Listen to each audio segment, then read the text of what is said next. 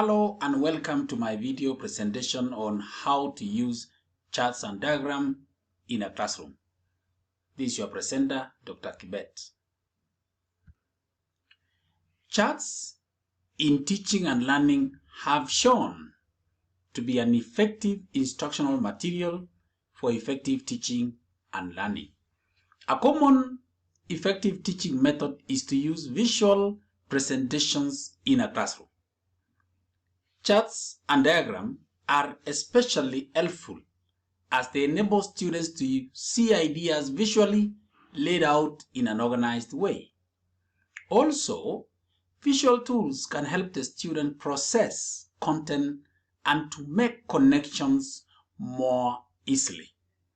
Teachers can purchase or make charts to display around the room or create a chart as part of a lesson. These tools are more useful in preschool and elementary or primary schools where children have shorter attention spans. In the next lesson, I want us to look at ways of using charts.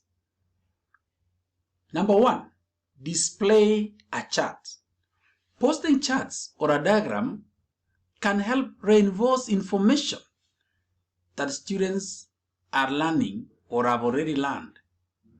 So it's advisable that teachers hang the chart where students can see it. The chart should be at the student's eye level or just above eye level. Use charts that have clear images and large texts. Number 2, create a chart. Using charts during a lesson helps engage your students. Many students are visual learners, so they understand and retain information better when the concepts are associated with images. When creating a chart or a diagram in front of the students, pause to ask questions or to invite the students to help you complete the chart. Number 3, assign a chart. You can also use charts and diagrams as assignments. Ask the students to create a diagram or chart related to something you are teaching. Charts are especially helpful for organizing data, say in elementary or primary school math. Diagrams could be effective assignments in school science classes as well. Number 4, vary your charts. Try out different kinds of charts and diagrams with your students. You can use the 3-column KWL chart at the beginning of a unit or a lesson to help the students plan their learning. The K in the KWL actually stands for know, as in what you already know. The second column in the KWL chart means want to know. The third column refers to learned or what you have learned.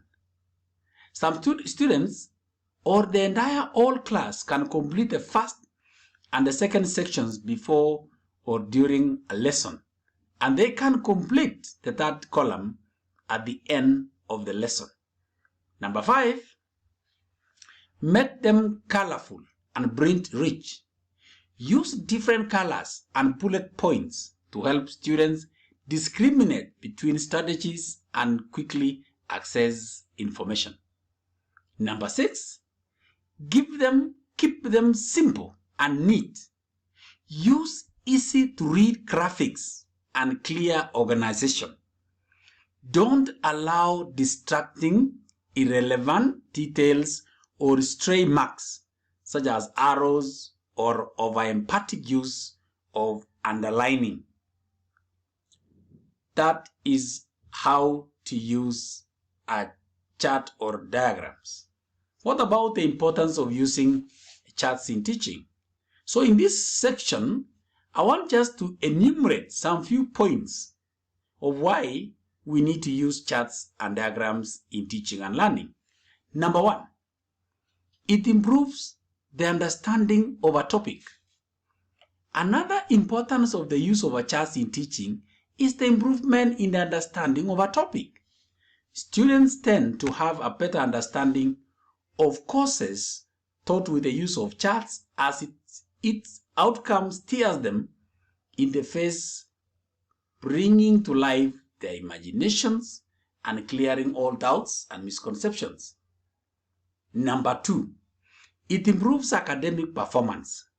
With easy comprehension, retention, and understanding of courses through the use of charts in teaching and learning process, it automatically leads to an improved academic performance. Number 3, it improves the level of retention among students. One importance of the use of charts in teaching is that it improves the level of retention among students. Using charts during a lesson helps engage students a lot. Number 4, draw simple pictures to complement the words. The more ways students can access information about a subject, the better. And number 5, continuous posting. Posting the charts keep relevant and current learning accessible to students. It reminds them of prior knowledge or learning and enables them to make connections as new learning happens. And finally, reference. Students can refer to charts and diagrams and use them as they think about the topic, question ideas, expand ideas, and or contribute to discussions in class. So those are some of the importance of using charts and diagrams. And that marks the end of my video presentation, where I have been able to give reasons why we need to use charts in our classrooms. If you like my video, kindly subscribe, you like or even share my video. Thank you.